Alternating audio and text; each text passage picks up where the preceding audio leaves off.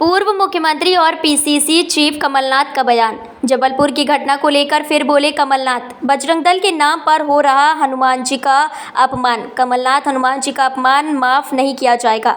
मुरैना में 5-6 लोगों की हत्या पर बोले कमलनाथ, कानून व्यवस्था पूरे मध्य प्रदेश में चौपट है। हर रोज कोई ना कोई घटना होती है। महिलाओं पर अत्याचार हो रहा है। एक मध्य प्रदेश में सिस्टम बन गया है। यह मध्य प्रदेश की पहचान बन गई है।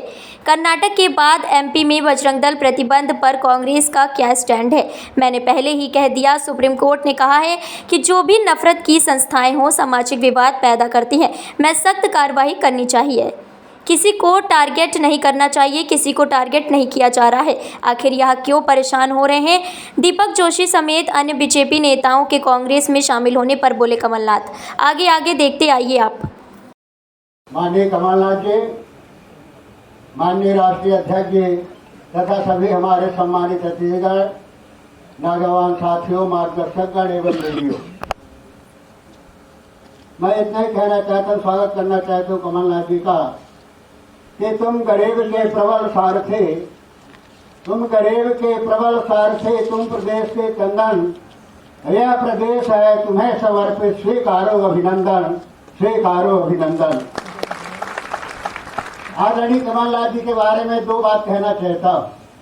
बहुत कम ऐसे लोग होते हैं, प्यासा तो कुएं के पास जाता है, लेकिन बहुत कम ऐसे लोग होते हैं जिनके पास कुआं बन करके वो जाए और ये कहे कि हम तुम्हें कुछ देना चाहते हैं। वो हैसियत के हैं आदरणीय कमलनाथ जी और इस प्रदेश में हमारे नेता रहे माननीय अर्जुन सिंह, जिन्होंने समझा है कि इस देश का किसान, इस प्रदेश का पिछड़ा, इस प्रदेश का गरीब, यही हमारी सबसे बड़ी ताकत है जो खून और पसीना बहा करके प्रदेश को बनाता है।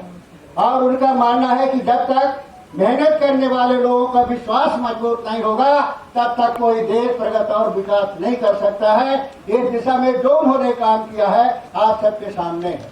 चाहे पिछड़े वर्ग को आरक्षण जहां मध्य प्रदेश में महाजन आयोग बना करके अर्जुन सिंह ने दिया था, वो 14% आरक्षण को 27% करने का काम माननीय कमलनाथ जी ने किया। कौन गया था कहने के लिए, मांगने के लिए?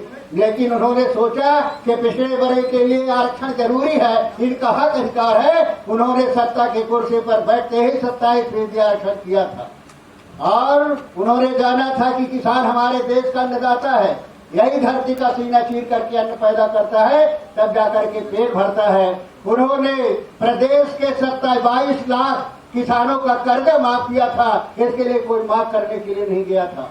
यहाँ के जो हमारे नौजवान है, बेरोजगार है, कोई माफ करने के लिए नहीं गया था। लेकिन उन्होंने सोचा कि हमारे जो गरीब पिछड़े वर्ग के किसान के बेटे हैं उनको नौकरी मिलना चाहिए, स्थानीय उद्योगों में स्थान मिलना चाहिए। उन्होंने घोषणा किया था कि हम 70% जो है पिछड़े वर्ग और गरीब के बेटों को नौकरी देंगे और वो स्थानीय लोगों को देंगे। ऐसा नहीं कि दूसरे प्रदेश के लोग आकर के हमारे प्रदेश की प्रतिभाओं को दमन करेंगे। ये काम माननीय कमलनाथ जी ने किया है।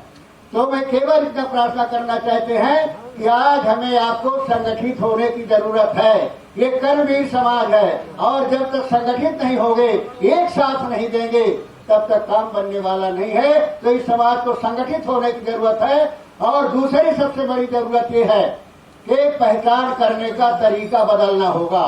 आज जो पहचान करने का तरीका सांप्रदायिक होता जा रहा है, धर्मांधता के आधार पर हो रहा है, पैसे के आधार पर हो रहा है, जात के आधार पर हो रहा है। हमें पहचान करनी होगी कि वो विचारधारा किस नेता के पास है। जिस विचारधारा पर इस देश के गरीब से गरीब का हक और अधिकार सुरक्षित है, वो विचारधारा किसके पास है? जिसके विचारधारा में देश के गरीब से गरीब का स्वाभिमान और सम्मान सुरक्षित है। अगर उस विचारधारा को मजबूत करने का प्रयास करेंगे तो निश्चित रूप से प्रदेश को एक नई दिशा मिलेगी, नई शक्ति मिलेगी। और वो विचारधारा के पूर्ण करने वाला वर्तमान में जो नेता है आदरणीय कमलनाथ जी है, जो कभी झुकते नहीं, कभी डरते रहे, उन्हें किसी की परमिशन की जरूरत नहीं होती है। जो उन्होंने महसूस कर लिया, ठान लिया, इस प्रदेश के पिछड़े वर्ग के लिए, इस प्रदेश के गरीब के लिए, इस प्रदेश के किसान के लिए, वो करने में उन्हें कोई नहीं रोक सकता है। हमारे बीच में ऐसे नेता है, मैं उनका समर्थन करता हूँ। और जो मांगे उनके दिमाग पहले से है। हम मांग कर रहे हैं कि जनसंख्या के आधार पर ओबीसी की गणना जाति के आधार पर होनी चाहिए। पहले से भी वो कह रहे हैं, अभी कह रहे थे कि तो हमारा इशू है, हम तो चाहते हैं कि इसके आधार पर होनी चाहिए, और जब उनके हाथ में सत्ता आएगी तो कैसे उस गणना को नहीं कराएंगे, मैं आपसे पूछना चाहता हूँ। तो हम इतना ही निवेदन करना चाहते हैं कि जो महेंद्र सिंह जी ने विज्ञापन दिया है उसका मैं समर्थन करता हूँ। अपेक्षा और इस विश्वास के साथ में कि निश्चित रूप से आदरणीय कमलनाथ जी के नेतृत्व में हम लोगों का सबका विश्वास मजबूत होगा। धन्यवाद। जय।